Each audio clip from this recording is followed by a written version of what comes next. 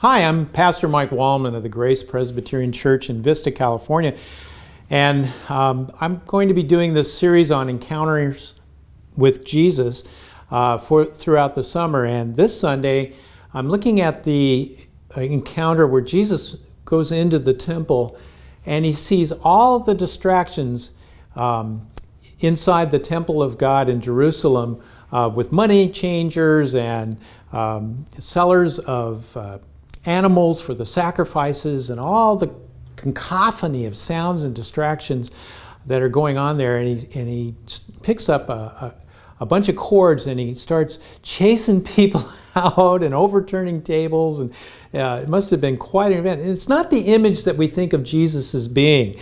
We always think of him as being the Prince of Peace and kind of meek and mild, a teacher, a rabbi. But here he's demonstrating that when we go to worship God, wherever that might be, whether it's out in creation or in the quietness of our homes or gathered together with the family of God in church, there should be a little preparation to put out the things that are distracting us from entering into that sacred space, that moment when we connect with God in prayer. In fact, Jesus said, "My house is a house of prayer," and implying that all of this selling and all of this robbery that's going on of people's monies and the inflation of the money exchange and all of that stuff that was going on there, all of those things is not a place where we worship God.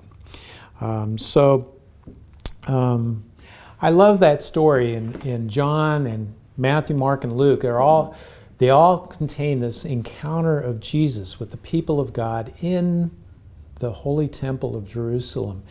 And I think as I think about this and as I meditate upon it, I realize that there are so many distractions, so many things in my life, in my heart, that want to compete for my attention and distract me away from really connecting with God on a daily basis, on an hourly basis for that matter. Whether I'm out sharing the love of Jesus through my actions, or whether I'm in worship, just praying and connecting with God, those kinds of things will keep me from truly knowing the depth of praising God and loving Him and caring for Him and lifting Him up.